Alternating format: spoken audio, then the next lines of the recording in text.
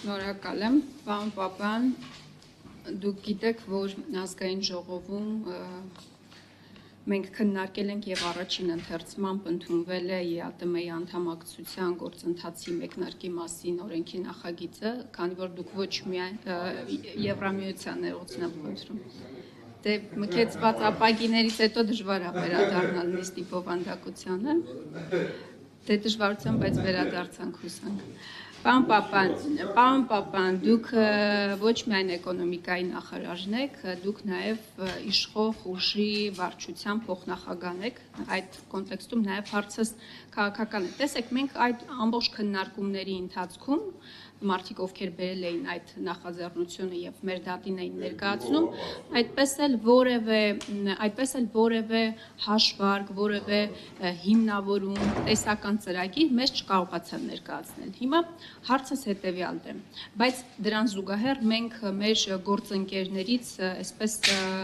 դժգոհություններ լսեցինք, որ անհամատեղելի են երկու կառույցները միմյանց հետ եւ ԵԱՏՄ-ից պետք է դուրս գանք, եթե շատ ուղիղ սկսում ենք անդամակցության գործընթացը Եվրամիության։ Պարոն Պապյան, մենք պատրաստ ենք, կարող ենք ԵԱՏՄ-ն փոխել, փոխարինել Եվրամիության անդամակցության երազանքի հետ, թույլ տվեք այդպես ձևակերպել, շնորհակալ եմ, եւ դուք ունեք որևէ հաշվարկ, մի ընդհատեք ինձ, պարոն Սուքիասյան, եւ դուք ունեք որևէ հաշվարկ, այն է նշանակում, որ այն ինչ որ քննարկվեց ազգային ժողովում, դա դեռ մեզ չէր տանում Եվրամիություն։ Դուք բա ինչ էինք քննարկում։ Լավ, տիկին Խաման ավարտեք դեր հարցը։ ԵԱՏՄ-ն արդեն կայացած կառույց, մեծ շուկա, դուք հպարտանում եք թվերով, ամեն տարի հպարտանում եք։ Պատրաստ ենք փոխանակել ԵԱՏՄ-ն Եվրամիության երազանքի հետ։ Այո, եթե ապակիներին կպատասխանենք, վստահաբար այս հարցին էլ պետք է պատասխանենք։ Իհարկե։ Եվ հաշվարկների մասով կան հաշվարկներ, այդ շուկա մենք ինչ կարող ենք արտահանել առհասարակ, մենք այդքան պոտենցիալ ունենք, չունենք, տնտեսական մասին է խնդրում եմ անդրադարձեք, նաև ուսումնասիրությունները։ Շատ լավ, նախ սկսեմ նրանից, որ այն փաստաթուղթը, որը ազգային ժողովում քննարկվեց, դուք դա ըստ էության անդամակցության մասին փաստաթուղթ չէր։ Ես այդպիսի սա մեկ, երկրորդը ես Հայաստանի Հանրապետության կառավարության հայտարարել եմ մի անգամ, հիմա էլ եմ ասում, Հայաստանի Հանրապետության կառավարությունում չկա քննարկում, չկա այդպիսի օրակարգ ԵԱՏՄ-ից դուրս գալու վերաբերյալ։ Հետևաբար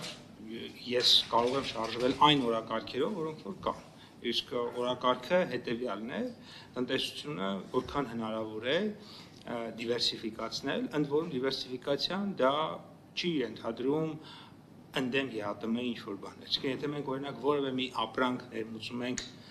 մեկ այլ երկրից, որը ԵԱՏՄ անդամ չէ, բայց ԵԱՏՄ երկրներից էլ կարող ենք ներմուծել, դա նշանակում է, որ մեր առջև խնդիր է դրված այդ ապրանքը, եթե հնարավոր է ԵԱՏՄ այդ երկրից ներմուծել։ Եթե մենք որևէ ապրանք արտահանում ենք միայն ԵԱՏՄ երկիր, ապա մեր առջև ամբողջ նախարարության առջև խնդիր է դրված այլ երկրների շուկաներ էլ գտնել։ Կարճ ասած, սա մի գործընթաց է, որը ոչ կողմ է որևէ շուկայի, ոչ դեմ է որևէ շուկայի։ Սա կողմ է Հայաստանի Հանրապետությանը, որովհետև մեր խնդիր չունենք մեր կախվածությունը մեկ շուկայից փոխարինել մեկ այլ շուկայից կախվածության, կլինի ներմուծում, թե արտահանում։ Մենք խնդիր ունենք ինչքան հնարավոր է բազմաթիվ թելերով տարբեր շուկաներից կախվենք, այդ թվում նաև ԵԱՏՄ շուկայից եւ ԵՄ շուկայից, Մերձավոր Արևելյան շուկայից, ասիական խոշոր շուկաներ կան Չինաստան, Հնդկաստան, Հարավարևելյան Ասիա, Ամերիկա, Կանադա եւ այլ, եվրոպական ոչ ԵՄ անդամ երկրներ եւ այլ,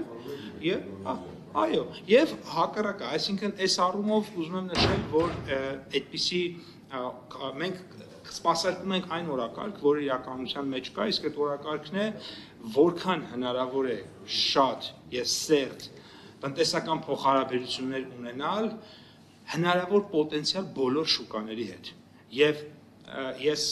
առաջիկա օրերին այցելելու եմ Ռուսաստանի Դաշնություն, հանդիպելու եմ իմ երկու գոլեգաների հետ, ունեմ շատ բավականին լայն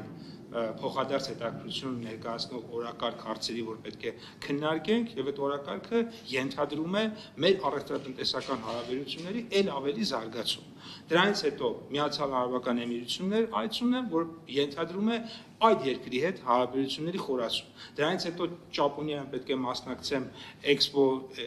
Օսակային, որը ենթադրում է առաջին հերթին հենց այդ երկրում, այդ տարածաշրջանում ընդհանրապես ամբողջ աշխարհում Հայաստանի ճանաչելիության բարձրացում, առևտրատնտեսական հարաբերությունների զարգացում եւ այսպես շարունակ, այսինքն իրականության մեջ մեր օրակարգը մի փոքր այլ է եւ բոլոր երկրների հետ մենք կարծում ենք, որ պետք է զարգանան մեր հարաբերությունները եւ այո, Ռուսաստանի Դաշնության հետ մեր առևտրաշրջանառության ել ավելի պիտի մեծանա, ինչպես օրինակ պիտի մեծանա նպատակ որպես Միացյալ Նահանգների հետ, Եվրոպական միության հետ, Չինաստանի հետ, Հնդկաստանի հետ եւ այսպես շարունակ։ Ինչ վերաբերվում է պոտենցիալին, իհարկե պոտենցիալի հետ կապված հաշվարկներ իրականացնում ենք եւ ուզում եմ ես ձեզ մի կարևոր բան նշեմ, մեր գնահատականներով մենք իհարկե այդտեղ Եվրոպական միության շուկայում դեռևս մենք ունենք սահմանափակումներ որոշ ապրանքների արտահանումը, բայց այդ ուղղությամբ աշխատում ենք եւ հաջողություններ արձանագրում ենք, օրինակ ձկնամթերքի արտահանումը փակված էր Եվրոպական միությունում եւ նաեւ երկարատև այդ աշխատանքի արդյունքում այդ հնարավորությունը մեզ համար բացվեցին, շատ ուրախալի է, մենք շարունակում ենք աշխատել այդ ուղղությամբ, որովհետեւ մսամթերքն է շարունակում փակ մնալ, այսինքն կան իհարկե կան դժվարություններ իհարկե կան եւ մենք փորձում ենք այդ բոլոր ուղղություններով աջակցենք այդ թվում նաեւ կառավարությունը վերջերս աջակցության գործիքակալ տվեց դեպի Եվրոպական միության որոշ երկրների արտահանման ժամանակ իդեմս որոշակի գումարային աջակցություն ինչու համար ենք սա անում էլի սա շատ խիստ ժամանակավոր գործիք է ժամանակավոր գործիքը նրա համար է որ մեր գործարանները հարմարվեն եվրոպական շուկայում մնան եվրոպական շուկայում որովհետեւ բայց դա չի նշանակում, որ մենք էլի եմ կրկնում, շեղվում ենք մեր օրակարգից, որովհետև նույն տրամաբանությամբ վաղը մեր զբոսաշրջության կոմիտեն Մոսկվայում մասնակցելու է MITT միջոցառմանը, որ զբոսաշրջային մեծ միջոցառում է, դրանից առաջ էլ Մադրիդում էր մասնակցում։ Եվ նպատակը մի դեպքում Իսպանիայից եւ Եվրոպայից զբոսաշրջիկ բերելն էր, այս դեպքում Ռուսաստանի Դաշնությունից զբոսաշրջիկ բերել։ Այսինքն մեր քիչ առաջ էլ խոսում ենք Վրաստանից։ Այսինքն մենք բոլոր ուղղություններով աշխատում ենք ու մեզ համար չկա այդպիսի քաղաքական այդպիսի սահմանափակում ընդհակառակը ինչքան հնարավոր է որտեղից հնարավոր է փորձելու ենք մեր առևտրաշրջանառությունը ավելացնել։ Շնորհակալություն, արձագանք։ Ես սկսեմ վերջից կա ձեր համար քաղաքական սահմանափակում կամ առհասարակ սահմանափակում, պարոն Պապյան, շատ լավ է որ այդքան ճկուն եք, բայց վստահաբար տեղյակ եք, որ նույն ձեր խմբակցությունը, քաղաքացիական պայմանագիր խմբակցությունը տեխնիկական վրիպակների պատճառով ճակերտավոր հետաձգել է երկրորդ ընթերցումը հարցի քննարկման։ Այսինքն այն պատասխանները, որ դուք տալիս եք, հրաշալի փայլուն դիվանագիտական պատասխաններ են, շատ լավ է, բայց դուք գիտեք, որ իրականությունը բոլորովին այլ է։ Իրականությունը այն է, որ մեր գործընկերները շատ զգայուն են այսպես ստանում Եվրամիության անդամակցության հետ կապված ցանկացած գործընթաց, դա կլինի իշխանությունների ձեռքով, դա կլինի այլոց ձեռքով, դա կլինի, չգիտեմ, ընդդիմադիրների ձեռքով եւ այլն եւ այլն։ Հիմա իմ հարցը շատ հստակ է, ես կարծում եմ դուք այդ ճոխությունը ձեզ կարող եք հիմա թույլ տալ հաշվի առնելով, որ ձեր խմբակցությունը Եվ քայլ արել եւ փաստորեն երկրորդ ընթերցմամբ հարցը ինչ որ ժամանակով առժամանակ արկախվել է։ ԵԱՏՄ շուկա, այսինքն տեսանելի շոշափելի արդյունքներ, թե երազանք, ոչ շոշափելի Եվրամիության երազանք։ Դուք ո՞ր մեջ եք հիմա ընտրություն կատարում։ Առաջինի թե երկրորդի։ Համեցեք, պարոն Պապյան։ Դե խամա։ Այո, զգայուն է հարցերը, դա այդպես չի թաքցնել եւ աշխարհակաղակական իրավիճակներն էլ պարզ չեն ամենևին եւ բայց դրա համար մենք փորձում ենք մաքսիմալ այնպիսի քաղաքականություն վարենք, որպեսզի Հայաստանի տնտեսությունը կոնկրետ տնտեսական քաղաքականության մասով շարունակի մնալ կենսունակ եւ դիվերսիֆիկացիան հենց այդ կենսունակության մասին է, որովհետեւ ես կգնում եմ, սա մի քիչ չգիտեմ ինչքանով է սա քաղաքական կամ ոչ թե այո, բայց պիտի ասեմ, եթե որևէ ապրանք մենք արտահանում ենք միայն Ֆրանսիա, ես խնդիր եմ դնում այդ ապրանքը նաև արտահանել Ռուսաստան, Չինաստան եւ Էմիրություններ։ Եթե մենք որևէ ապրանք արտահանում ենք միայն Ռուսաստան, ես խնդիր եմ դնում այդ ապրանքից արտահանել նաև Ֆրանսիա, Էմիրություններ, Չինաստան, որևէ ապրանք Չինաստան, այսինքն այստեղ երկիրը ինքը շատ պայմանական է մեզ համար, մեզ համար կարևոր է, որպեսզի աշխարհից լինենք հնարավորինս շատ թելերով կախված եւ իհարկե մեր համեստությունը չպետք է կորցնենք, նաեւ ինչքան հնարավոր է աշխարհը մեզանից լինի կախված, սա մեր կենսունակության ամենակարևոր գրավականն է լինելու։ Ինչ վերաբերում է ԵԱՏՄ շուկա շոշափելի, շուկա շոշափելի, երկու շուկաներն են շատ շոշափելի են, եւ ԵԱՏՄ շուկան է իր ֆինանսական տնտեսական ծավալներով եւ ֆիզիկական ծավալներով Հայաստանի համար շատ մեծ ու կարևոր շուկա եւ Եվրոմիության շուկան։ Եվ այստեղ ես այդ տարբերությունը չէի դնի։ Ավելին, ԵԱՏՄ կա թյուր կարծիք, թե ԵԱՏՄ ստանդարտները ավելի ցածր ստանդարտներ են, քան Եվրոպական միության ստանդարտները։ Բացարձակապես այդպես չի։ ԵԱՏՄ-ում շատ բարձր ու շատ բարդ ստանդարտներ են դրված, եւ դա շատ նորմալ ու տրամաբանական է, եւ դա արվել է առաջին հերթին ԵԱՏՄ երկրների տնտեսությունների մրցունակություն ապահովելու նպատակով։ Եվ ես այսօր ուզում եմ նաեւ ուրախությամբ նշեմ, որ մենք որոշակի պատմական փուլեր ենք անցել։ Փուլ 1, երբ որ արտադրում էինք ցածր իհարկե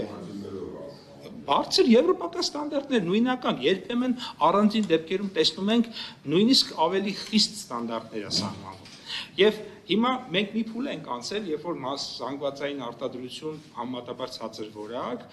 ես կարծում եմ մտել ենք նաև մի փուլ, որտեղ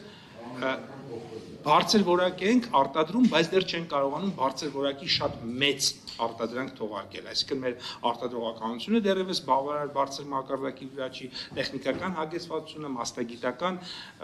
որակավորման պակաս ունենք, բայց օրինակ կառավարության լիզինգի աջակցության ծրագիրը այս առումով հսկայական փոփոխություն է մտցրել։ Ես բերեմ մի օրինակ, այնտեղ 3 տարբեր լիզինգի գործիք կա, մի գործիքով 370 միլիարդ պորտֆելը, մի գործիքով 50 միլիարդ, մի գործիքով 20 միլիարդից ավել, արդեն մոտ 440-450 միլիարդ մոտավորապես պորտֆել ունենք եւ դա անընդհատ ավելանում է, կարող է մի շաբաթ հետո ասենք ավելի մի քանի միլիարդ ավել նշվի, սրա միջոցով մի քանի հազար տնտեսվարող ձեռք են բերել հազարավոր նոր մեքենա սարքավորումներ եւ սա տնտեսության վրա իր արդյունքը տվել է։ Ծաղիկ ասեք, որտեղ 70% Ռուսաստանում վաճառում, հոլանդականում 7% հայկականը։ Իհարկե։ Ես ուրիշ բան էլ հիմա ասեմ, նույն Ռուսաստանի դաշտում ենք Նիդերլանդներից հետո երկրորդն ենք մասնաբաժնով ծաղիկը, բայց միայն դա չի, Հայաստանից ամեն օր արդեն համարյա ամեն օր Միացյալ Նահանգներն է ծաղիկ գնում ինքնաթիռով, այսինքն նույն ծաղիկ արտադրողներն իրենք հասկանում են, որ ավելի շատ շահույթ պետք է ստանալ եւ նույն իրենց շուկաները պետք է մաքսիմալ դիվերսիֆիկացնել, դրա համար եւ եվրոպական շուկայի վրա են կենտրոնանում եւ ամերիկյան շուկայի եւ մյուս այլ շուկաների, բայց շարունակեմ միտքս։ Տիկին Խաման, միացրեք ձեր խոսափողը։ Ավարտեմ ու շարունակեք։ Լիզինգի օրինակով բերեմ, մի քանի տարի առաջ 6 ժամ մարդ հնայել էլի մեր մեկ շնչի արտադրողականությունը։ Հիմա արդեն համարյա 11-ի շրջակայքում ենք ու նպատակ ունենք 12 հասնենք 25-ի արդյունքներով փաստացի, այսինքն կրկնապատկենք 5 տարվա ընթացքում մեր արտադրողականությունը։ Դա արտադրողականության կրկնապատկելու համար փաստացի երկու կարևոր բան կա։ Առաջինը դա տեխնոլոգիան է, երկրորդը գիտելիքն է։ Հիմա մենք կենտրոնացած ենք եւ մարդկային կապիտալի զարգացման վրա, այսինքն մեր գիտելիքների վրա, արտադրողականության առումով եւ իհարկե տեխնոլոգիայի միջոցով արտադրողականության բարձրացման։ Իսկ ինչ վերաբերում է ձեր մեկնաբանությանը, այո, ցանկացած պարագայում էական չի, մենք բնականաբար որևէ արտաքին մակրո պայմանները իրանք հեշտացնում կամ դժվարացնում են քո որոշակի շուկա մտնելու կամ չմտնելու հնարավորությունները, բայց դա չի նշանակում, որ եթե մենք ինչ-որ X տնտեսական միության անդամ ենք, պետք է մնանք պարփակված X տնտեսական միության մեջ, կամ հակառակը նույն Եվրոպական միության երկրների համար իրենց ամենամեծ շուկաները Միացյալ Նահանգները կամ Չինաստանն են շատ հաճախ, ոչ թե ԵՄ մյուս գործընկերները։ Հստակեցնեք, էլի, պարոն Պապյան, այսինքն մենք եվրոպական շուկայից օգտվելու համար Պարտադիր չի, որ անդամակցության անհեռանկար, անիրատեսական գործընթաց սկսենք։ Ճիշտ եմ ձեզ հասկանում։ Եվրոպական միության շուկայից օգտվելու համար պետք է առաջին հերթին ունենալ բարձր որակի մրցունակ ապրանքներ։ Այդ պարտադիր չի ԵՄ անդամ երկիր դառնա։ Եվրոպական միության շուկայից օգտվում են ամենաշատ օգտվող շուկաները Միացյալ Նահանգներն ու Չինաստանին, եւ Եվրոպական միության անդամ չեն։ Շնորհակալություն։